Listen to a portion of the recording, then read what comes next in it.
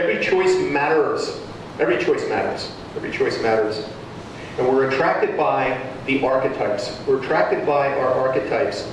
And it's the extent to which like attracts like. Now, I've done work in law of attraction, and one of my differentiators in the marketplace when I'm working with companies, and I've worked with companies like Hilton, I work with companies like McDonald's, restaurants, insurance companies, real estate offices, and so forth. My differentiator is I root what I do in science, some of the fundamentals of neuroscience and the fundamentals of quantum physics, because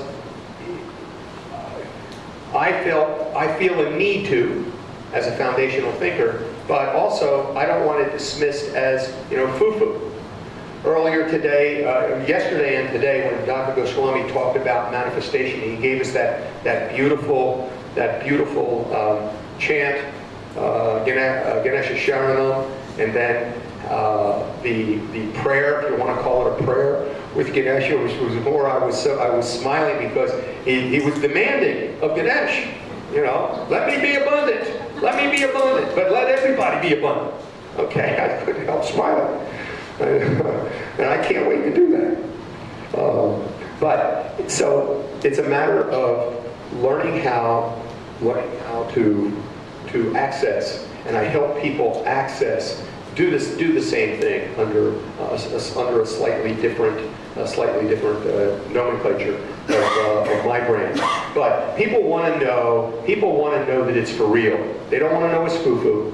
If you've seen the movie The Secret leaves you believing that all you have to do is sit back, chant Om, and a bicycle's going to drop in your lap. Okay?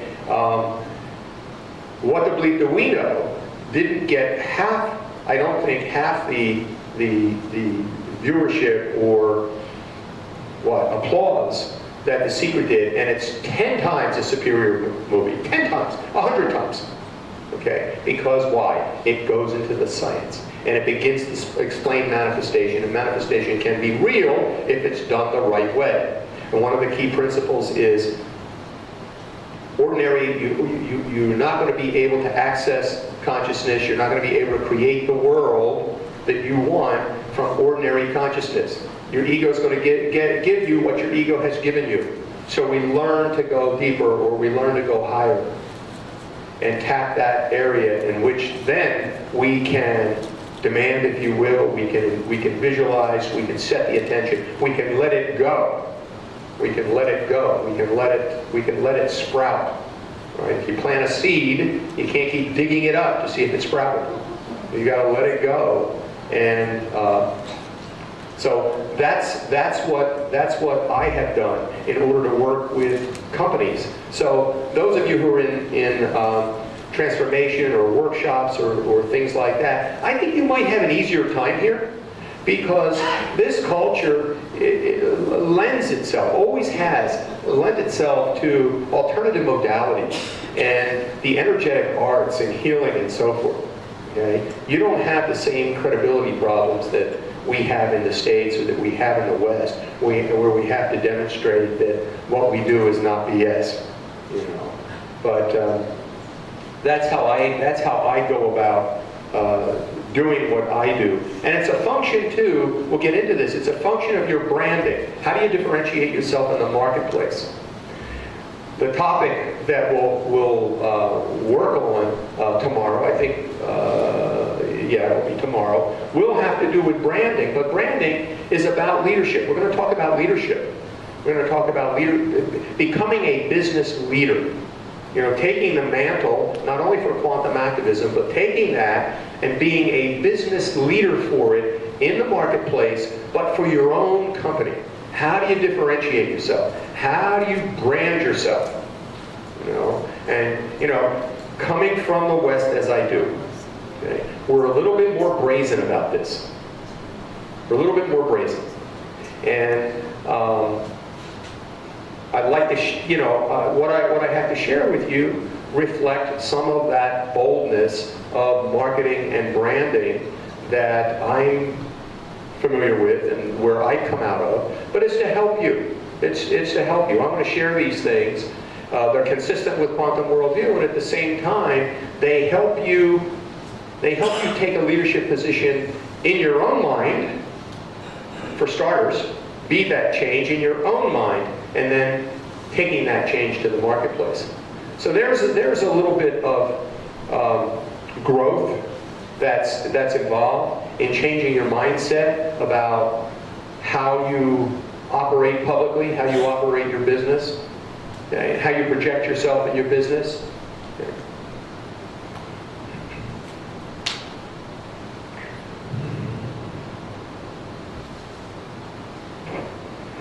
We still have class distinctions. We still have elitist policies and practices, both on the religious side and on government side, certainly in my country, and I think probably other countries. I know that I do work. I've had coaching students all over the world: Singapore, Australia, Malaysia, South Africa, Canada, London, places like that. And as I understand here too, we were talking the other day a little bit about whether what we're calling it bribes but in some, I don't know culture well enough here, but I know, for example, when I worked in South Africa, everything comes to a halt if certain payments are not made. Period. Boom. Okay, and it's part of the business culture. It's part of a country's business culture. Okay, that's difficult to deal with. Sometimes, it's, what do you do about that? What do you do about that? Do you decide to play the game, or do you decide not to play the game? You know, and is that an ethical decision or an unethical decision? We have to weigh these things. But what do you do? What do you actually do in these circumstances? Like, you have to grease somebody's hands. You have to?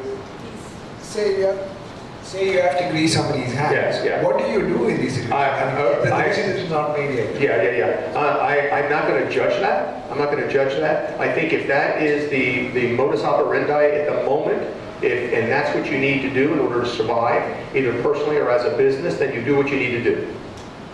You do what you need to do. That doesn't make it an ideal situation, but you do what you need to do. But then it contradicts the quantum activism, the pride situation where we talked about yesterday. It contradicts the whole concept, right?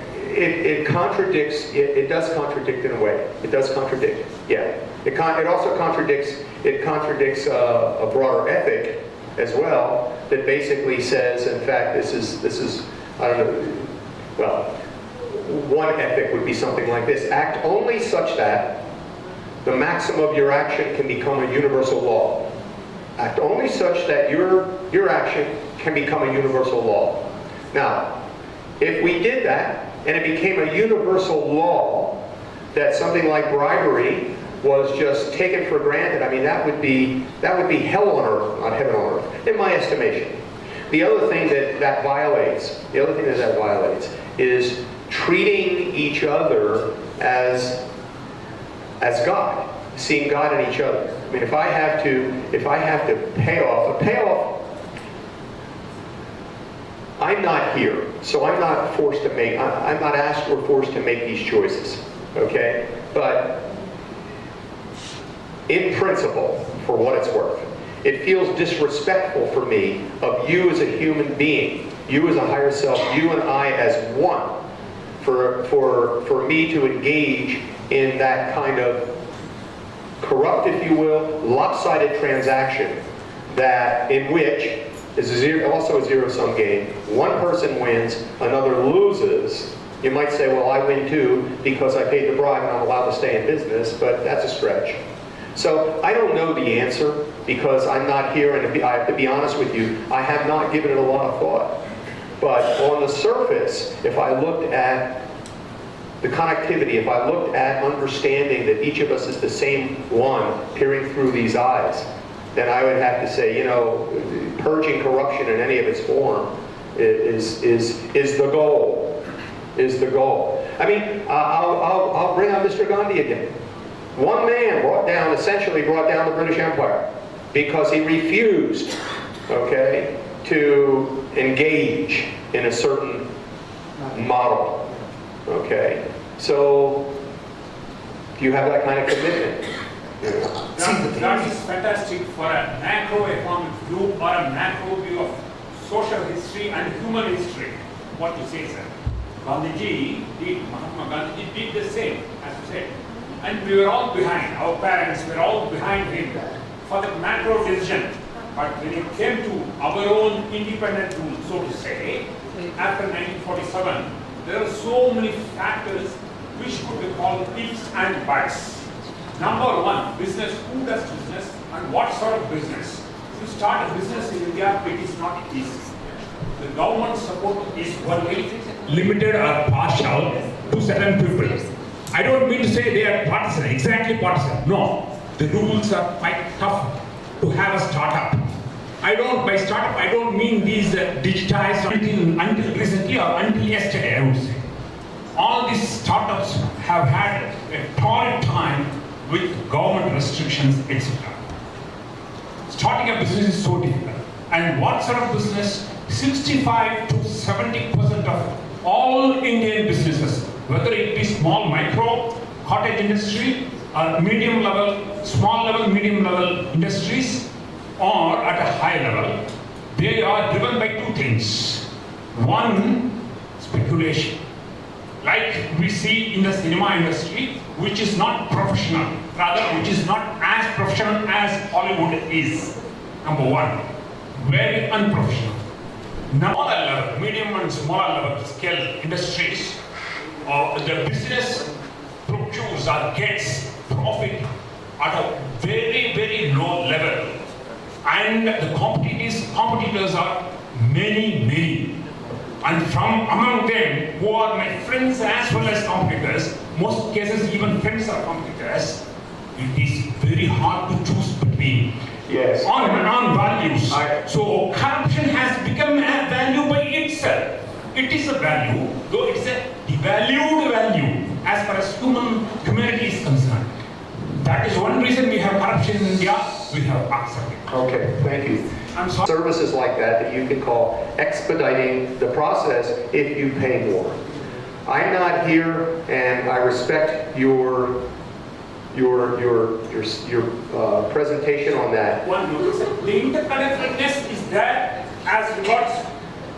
The interconnectedness is there, tangled interconnectedness, web of interconnectedness is there as regards shelling out money the other way, number one. And black marketing.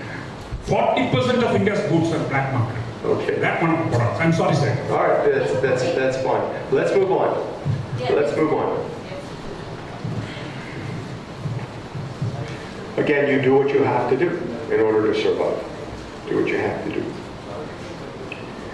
Okay, so, excellent. Okay, we're at the end of part one. So, I left a little time for Q&A. Any additional Q&A?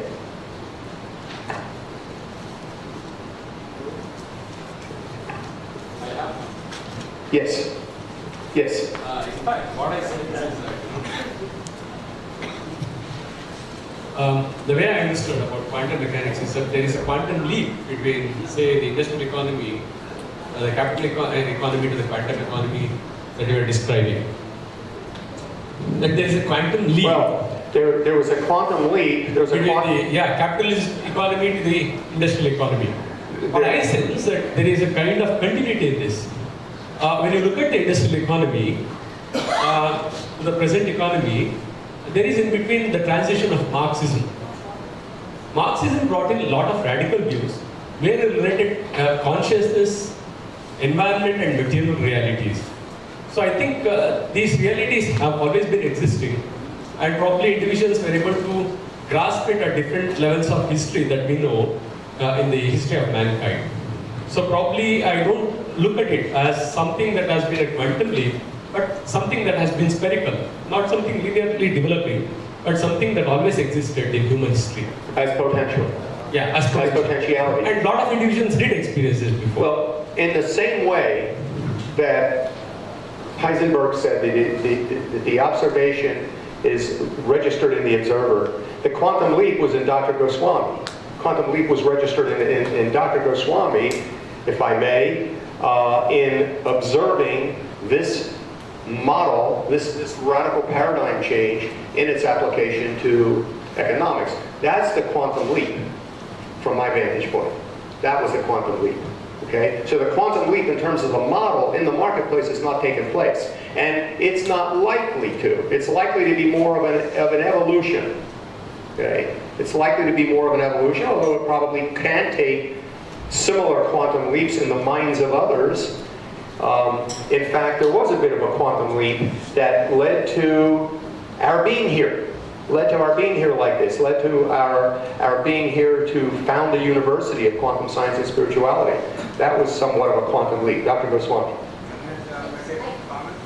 This is a good point.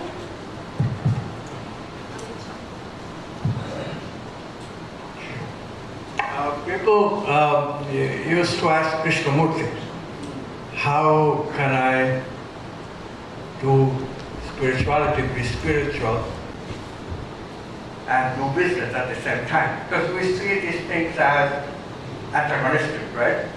The quantum world view is about achieving congruence. So do you believe that it's really a belief that we have, that somehow if you do business transactions, especially with bribes and all this stuff, right, you cannot be spiritual. When you question that, then you have to take a quantum leap, because it's really very interesting belief that has gone on and gone and gone and gone. You know, we even say that people who do that, even Bhagavad Gita makes the mistake of saying that, well, that's a word cast. You are using transaction at a lower level. So you are lower being, you're not Brahmin, you are not getting spiritual by doing business at this level. No, that's not it. There is authenticity that we can do at every level. We can ask a simple question. This is what quantum economics is saying. That look, if we just take care of the wellness, well-being of the customer, and the well-being of me, and throw that into the equation, which is serving the idea of abundance for everybody, the producer and the consumer, will the business really suffer? It's an assumption that it will suffer, that will not make profit. It's an assumption. But is that really true? Right? So yes, if I take a quantum leap,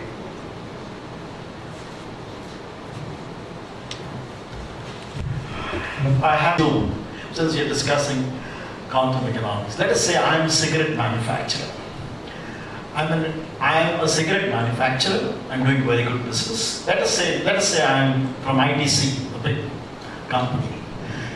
I follow all rules of corporate social responsibility. I take care of all my employees. I make sure that they're all well paid, more than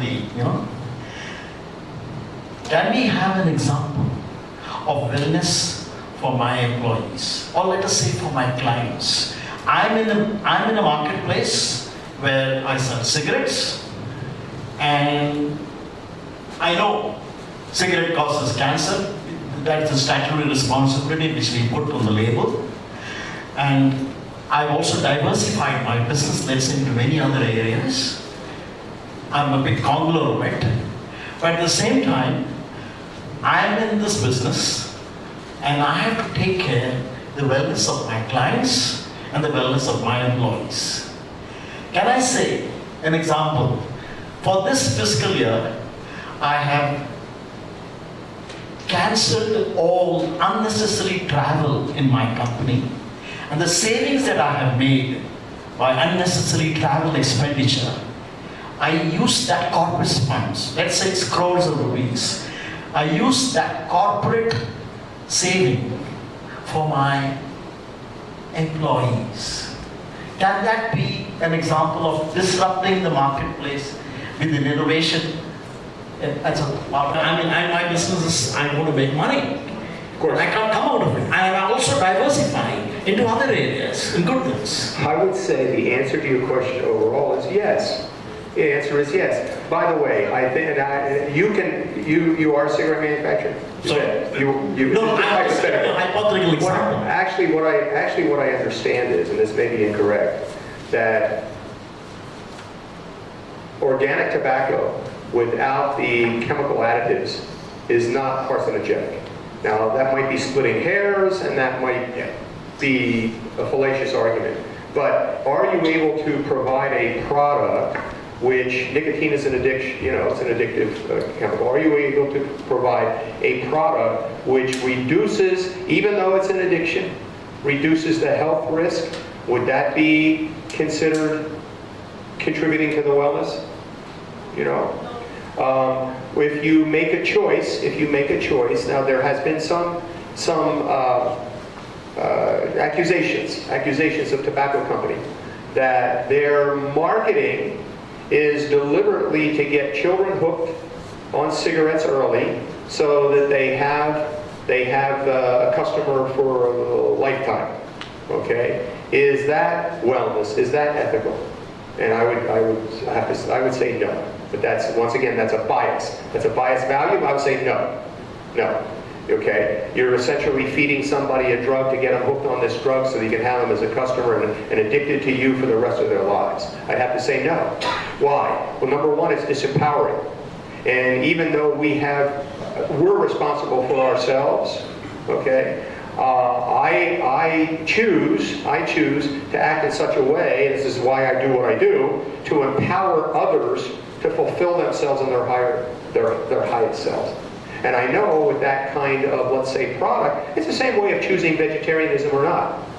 Okay? I know with that kind of product, similar, not the same, that I cannot empower. In fact, that I would be party to disempowering and addicting a population in a way that keeps them as prisoners rather than free. I mean, that's probably the argument that I would make.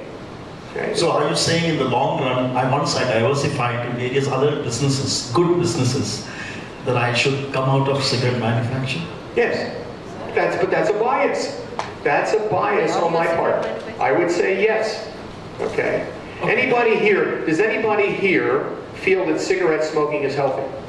No, we all know it is unhealthy. Okay, but we've got wellness people in here. We have practitioners. We have alternative medical people. They're not going to support that kind of business model, period, because it contradicts their values.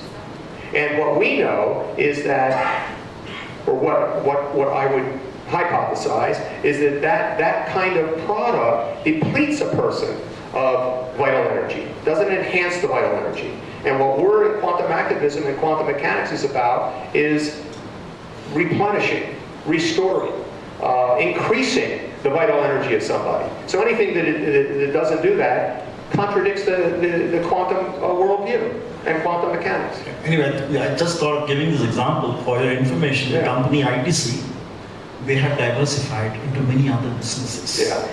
And of course, although cigarette manufacture gets their main revenue, but they're also in the hospitality and many other kind of businesses. I'm just talking in terms of the business model, No, I understand. That's a good example. So this is a real example. Yeah, that's a really good example where there would be, as an umbrella concept, there would be let's call it cancers in the model that deplete vital energy and the power of the subtle bodies and disempower people and keep them addicted. Yeah, I would, if I were in a position to counsel that company, I would help them find a way to transition out of that piece of their business.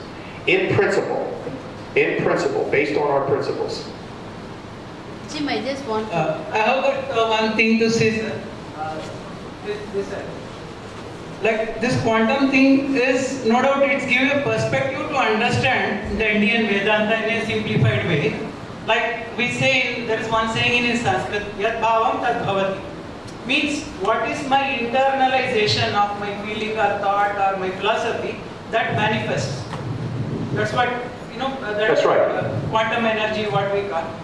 What I see is in India, the rich, they get things done very easily because they believe and they do it.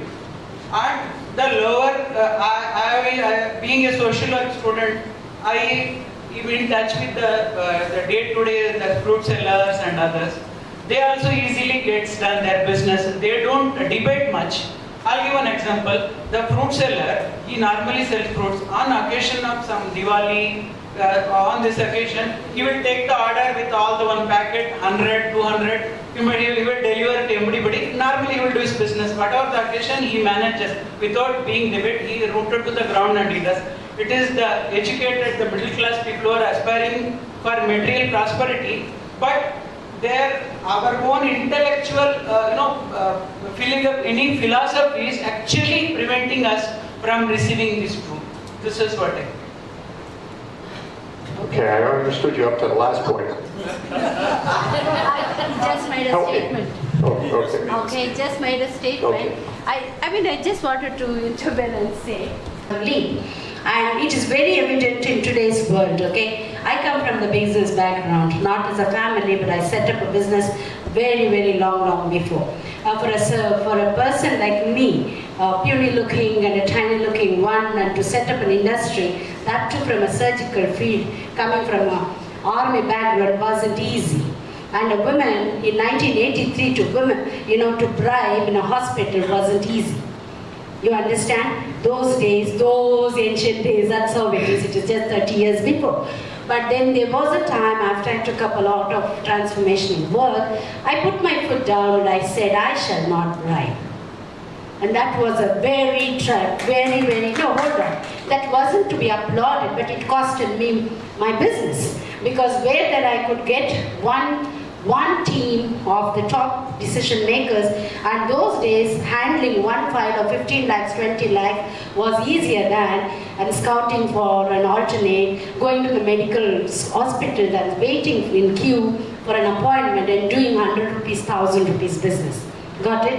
But then there is a time that when your call comes, then you put your foot down, and I said to the team of medical superintendent, and you got this lay secretary and the treasurer and the finance and the person who gives you index, I said, listen, I make good instrument, the best in the world, and that's what I stand for. If I go to a hospital, what could be operated on me, I produce those. If you want, come as a team. You shall still get your money, but come as a team, do an ethical one. Choose with your committee and go out, and there used to be appointments after appointments, especially Saturday, Sundays, a team will come. Then came, after 10 years gap, a Transparency Act in the medical fraternity. I'm saying, quietly you stand for what you believe, and then there is a change. You spoke so much about the ITC, hypothesis, but then we also look at alternates. Then I began slowly to develop the private companies, the private hospitals, who would be my client, and who would just pay, and I don't have to bribe them. We just pay across the table because they want the good instruments. And they don't buy it because a woman standing for a quality, no. It's produced by women, no. Just they want a product which is world class and they pay for it. So you got to really decide. That's what we all are here for. Okay, a quantum leap in what we do. And I see it's very evident in our country today. We are not so bad. Forget about 50 years before, 30 years before. Today, there was a time we used to go around, can't even tell a man stop smoking in the buses. Remember those days? Remember the auto driver smoking and we couldn't tell him, shut up, don't smoke, I'm your customer. But today, no smoking zones. Who made that happen? Somebody took a stand. Somebody woke up, and look at the corporate houses, look at uneducated people. A company runs, you might have said Zomato. Do you know who are those boys who are delivering that? Not even educated, but they are able to earn 20,000 in a month, where we wouldn't have employed them before 30 years. There is already a wave of quantum leap in the business houses happening because there is a lot of thoughts which goes into. Look at our cab drivers, Olas. Yes. Do we bribe them? Do you pay them extra at night? Do you beg, plead? No, they just deliver. So there is a lot of change. Now coming to quantum business, and so he's here to really give us as leaders, not as hypothesis. Let's not talk about hypothesis, please. Let's talk about what I can do. what we can do. And here is a group of leaders who could make a difference. Okay? And I just want to digress a bit, just a little digression, coming to the wellness. And coming to the wellness, you know, have you ever noticed, Bangaloreans, wake up, have you ever noticed how many hospitals in a street we have? How many advertisements? We are not supposed to be so-called solicit, but we do. How many of your friends and family respect you, how much money you own, you go to the hospital and you don't have the money to pay the seed money for the treatment? How many hospitals ask you for the insurance? An insurance company pays much more than what you pay otherwise across the table. Isn't that? Now, every street and corner has got more so-called modern, more advanced technology, how to make you all right, and the more specialization. What does actually this show you? Have you ever thought of it? And you go and ask for an appointment, you don't get your appointment. What does it show? Have you ever thought of it? Our society is turning sick. That's all is evident. Physically, you go work so hard, push the children to get the 99%, go to IIT only, medical college only, the leftovers come as policemen and others, and then our society really goes bonkers, and then the parents are so stressed, bringing up these children, only one. How many grandparents or parents have done? Only one child, so difficult to bring them up. And then where do you end up paying the money? Hospital. So here is an opportunity. Let's get a healthy society, please. So the wellness, the quantum wellness is the answer. Okay, and then we can make it happen. Okay, just for you to think a bit. So, hypothesis, keep it aside. Think, what can I do? Okay, and is an expert in business. Each one of you would get an opportunity to really get on to the spiritual entrepreneur, okay? And maybe an opportunity to digress and diverse, okay? Thank you for the opportunity. Right. Thank you. So let's say there's a businessman who is in an environment where sometimes he has to pay the bribes, sometimes he has to do the things which could be technically unethical or illegal, because he can't help it. Sometimes he just takes a value judgment on that action. But he tries to insulate the rest of the environment within his company, and let's say taking care of the welfare of the employees or inculcating the right values in other ways, so that he feels that by this he is kind of seeding the right seeds which would then give the fillip to the bigger transformation. So to make that quantum leap, what he's doing initially is he's kind of insulating a small segment and then making that at his priority. Let me make the quantum changes here before I try to attempt to do something in the society. So like in India, there are so many business houses we know, the big ones like the Tatas or the Wipro, Azim Premji. They are known for their integrity and business ethics. But I'm sure within their companies, because they are also operating in this environment, so sometimes they might have to be doing something which is strictly, it can be called as unethical to manage the environment. But largely they have tried to insulate that part within that. So I'm just wondering whether in the quantum worldview principle as a practical application for the economics and business, is that a model which would work better towards making a quantum leap? Well, Dr. Goswami this morning alluded to Hegel and Hegel's dialectic, right? Thesis, antithesis, and synthesis. So basically what you're saying and what we have to be careful of, again, I'm not here in the day-to-day to understand exactly what's involved in when you make that decision. But in principle, it sounds like you could justify, right, the means justifying an end, right? And I don't know that, I'm not going to make that judgment whether that's right or wrong. But maybe the intention, maybe setting that positive intention is actually would work, would help. Consciousness chooses. Right? I can't judge that. I can't judge that. I'm not in this environment. But is it possible to insulate and to intend what you do on the behalf of others from sincerity? Yeah. Yeah, sincerity and authenticity? Sure it is.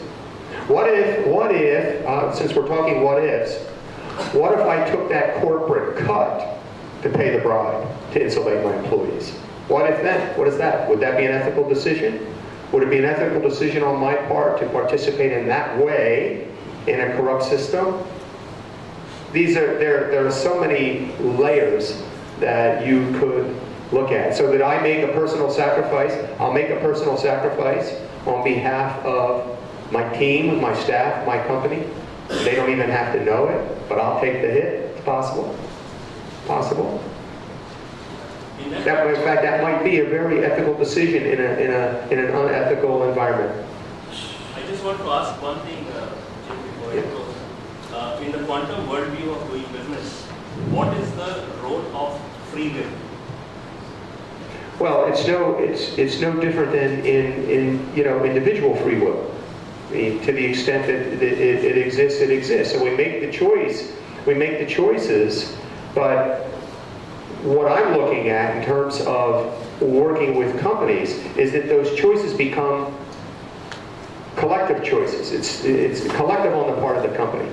So where you are inculcating the company values and the company wellness and the company positive brain circuitry and the company intentionality to infuse those 4 levels of subtle energy, and to do so with intention and to act on it. It wouldn't be any different in my estimation. The only difference might be that you could create means of intentional congruence among the entire company, as opposed to just an isolated individual making a decision.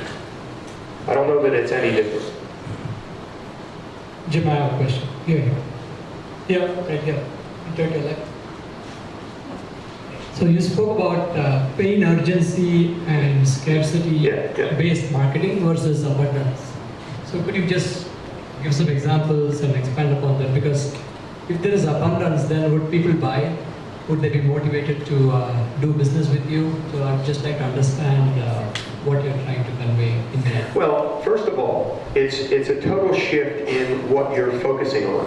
Just as you and Neil said, we kind of get what we give our attention, energy, and focus to.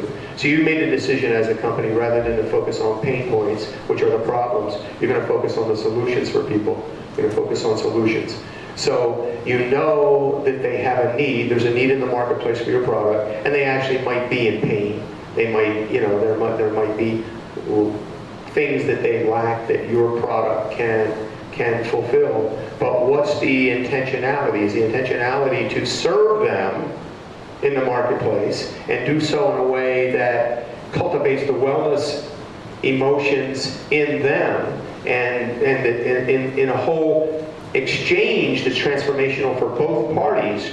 Or is my objective, is my intention to focus on the negative, focus on the pain point, right? And make sure they buy from me rather than you, kind of thing. So a lot has to do with intentionality.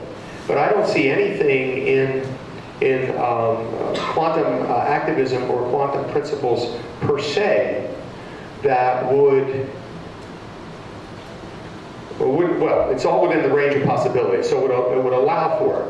But I don't see anything that would encourage that, in the sense of, we know it is a kind of, it's based on scarcity, it's based on lack, it's based on fear. You're cultivating fear. We don't cultivate fear, we cultivate love.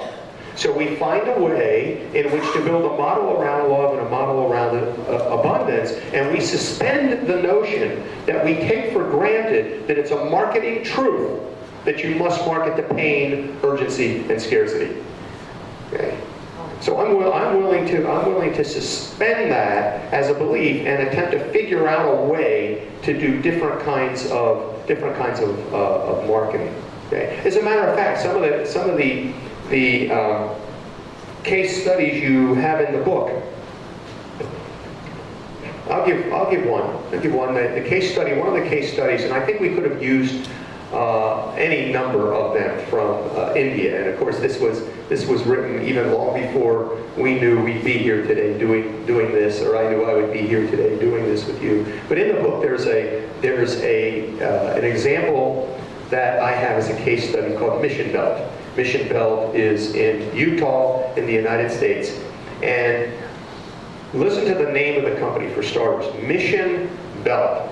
They focus on their mission. Their mission is globally to assist people in third world countries who are hungry, to provide food and so forth. And they do so by making microloans to the companies, to these startups, to mom and pops, to people out in the fields, to give what they call a hand up rather than a handout.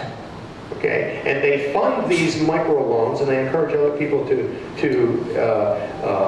add to the pot, which gets larger and larger and larger, because these loans do get paid back by the companies once they're on their feet. They use revenues from their belts to fuel the mission, not the other way around. The mission's not second. The mission's not an afterthought.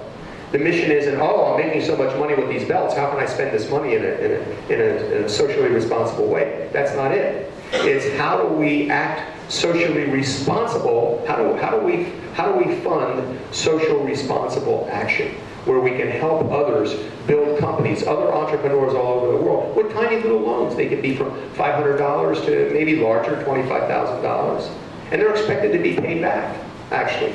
So it's an interesting concept. Another concept in there that I think is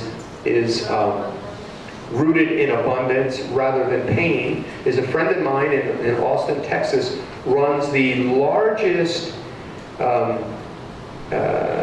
rekey franchise in the country of my country, if not the world. And we've talked about this, and what is he selling, and what is he trying to do? He's selling a form of security, and he knows he's not selling keys and locks and so forth. And he very deliberately does what we're talking about in the book in cultivating security, cultivating transformational experiences. What you'll see in the book is a redefinition of the conventional wow experience. You want to wow your customer.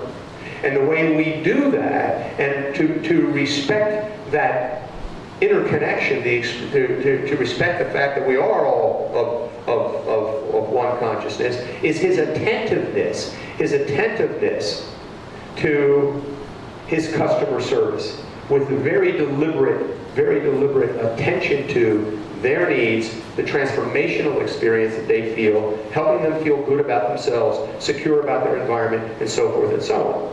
So he's not focusing to pain. It's in some cases it's a nuance. I could market by saying, get that security system. We have a high incidence of crime here. You don't get that security system, you're likely to be broken into, and it could even be worse.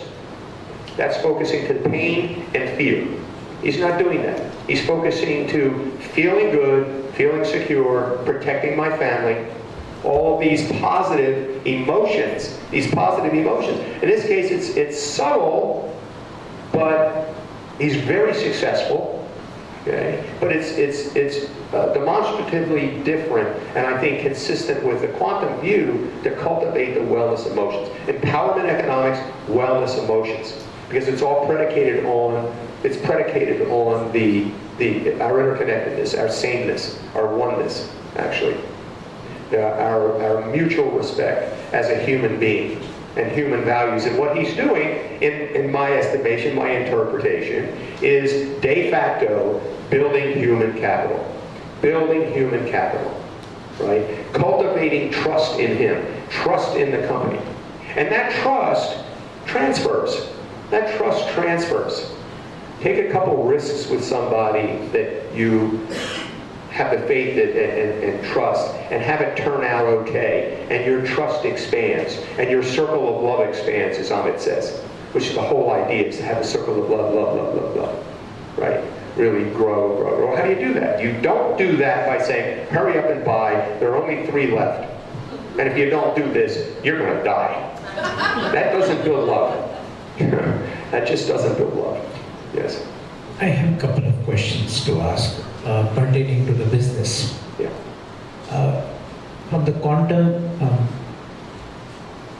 economics point of view, today science has proved, and it says that universe is accelerating, hence the consciousness is very fast. I'm putting in a perspective of the business. Few years before, we have forgotten that we had a pager. Today, the mobile phone have accelerated the quality. When I'm taking a decision what business I need to be, I'm collapsing my decision by localizing my decision. This is a business. How do I apply the quantum principle in deciding? Number one. Number two, if I'm doing a business, I'm already facing challenges from the consciousness and the other businesses which are moving at a fast speed. What change I need to bring about in operating the way I'm operating currently? Okay, first of all, you're absolutely correct. And the way I kind of frame that is that windows of opportunity today are opening and closing quickly. Boom, right? They're here, they're gone. I know sometimes that you may get a proposition from another company and they want to know the answer, and you want to take your good old time about deciding, and the window closes. Okay, so that is a reality, and that is a reality that I experience. I've also made opportunities available to people, and they take their good old time. And I'll tell you what I feel. It's very interesting what I feel. When I make the opportunity, I feel expansive. I feel expansive. That window has opened, and they don't act, and I feel contracted. I feel the energy of opportunity and expansion and offering go. I do. It's actually, I feel the energy leave me, and now I'm no longer interested in that opportunity with you. I'm sorry. I'm no longer enthusiastic about that. So one of the things that we need to do, I think, is to become better observers, better decision makers. You're right, we have to think quickly. When I'm going to, when I talk about branding with you, I talk about branding, the brand for your company, every decision you make with your company should be for the purpose of brand equity. And in those series of those 44 questions that I mentioned, those are the kinds of questions that are barometers for what you're doing to help you make a decision. So let's say you're faced with some competition, and it looks like these guys just got in on the market on something. It's not your industry at all, but you're asking yourself, shouldn't I go there too? Shouldn't I make that decision too? Shouldn't I buy that product? Shouldn't I get in that business? And the question would be, does this support my brand and further my brand, or does this undermine my brand and set me back? Okay, so there are guidelines. But you're already making quantum decisions. You're already making quantum decisions. Most of us, known or unknown, most of us, much of the time, are not deliberate about the choices we make. And we are choosing from habit. We're choosing from habit. And that's something that we really need to break through. That's something we need to break through. That's the answer. Absolutely. That's changing the pattern, not deciding from the habit. That's I got it there. You have a barometer, and the barometers that we're providing, are all consistent with quantum principles, all consistent with the underlying values that we want to achieve in terms of building human capital, expanding love, abundance consciousness, and so forth. So you've got that barometer, and what we would do in a consulting situation is help you make those decisions. Particularly, none of you have a strategic plan. So we'd help you make that. We'd help you make those decisions within the context of building a blueprint.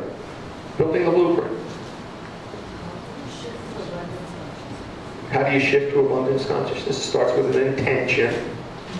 Okay? It starts with awareness of your own behaviors and monitoring. Okay. There is a historical example for whatever you are telling. What's that?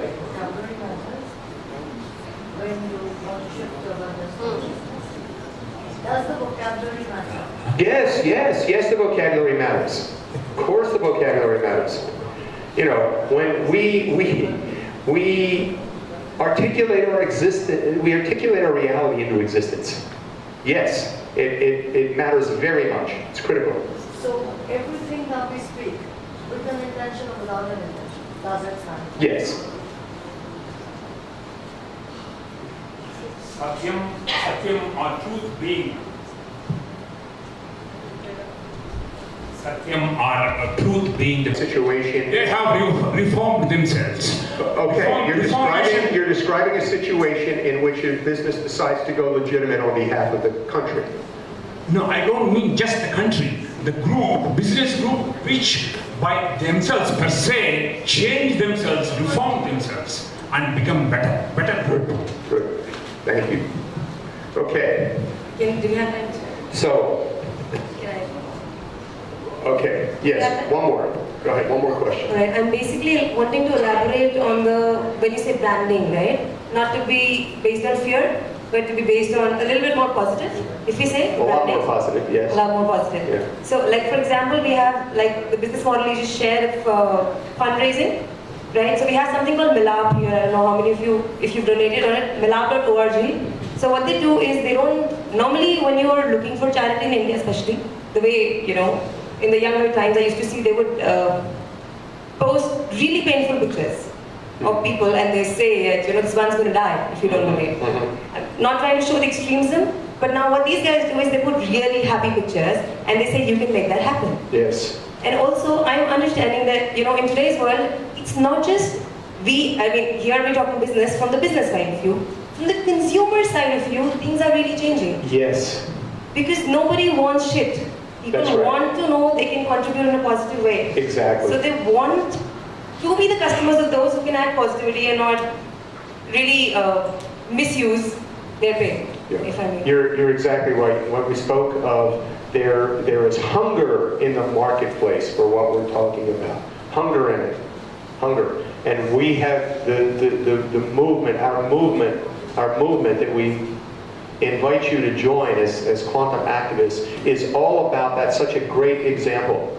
There's hunger in the marketplace for the positive and the abundant, and enough already with the negative. People are sick of it.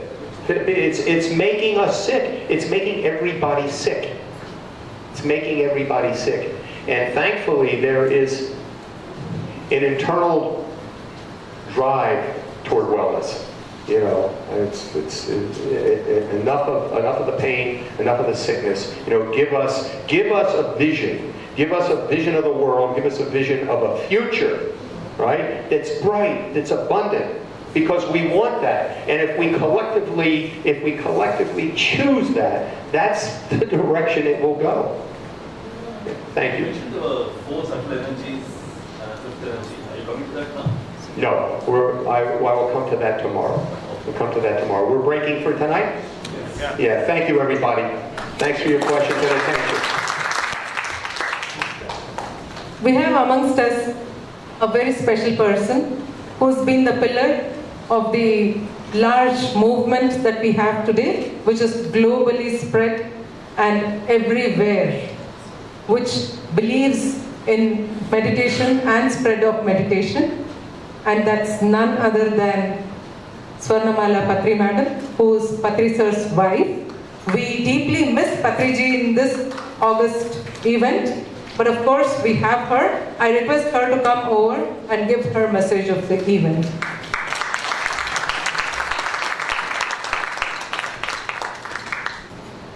Thank you very much for everybody doing meditation under that.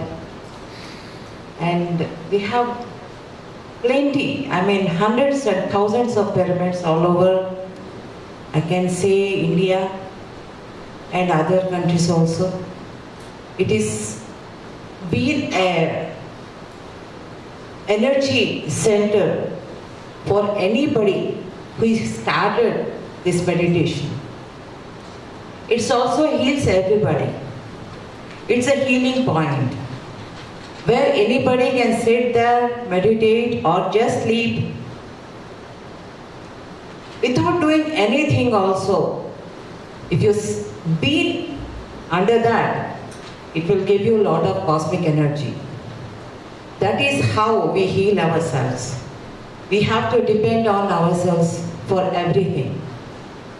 Nobody can do anything for you.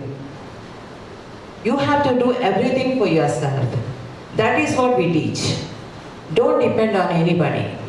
You just depend on yourself, which is doing meditation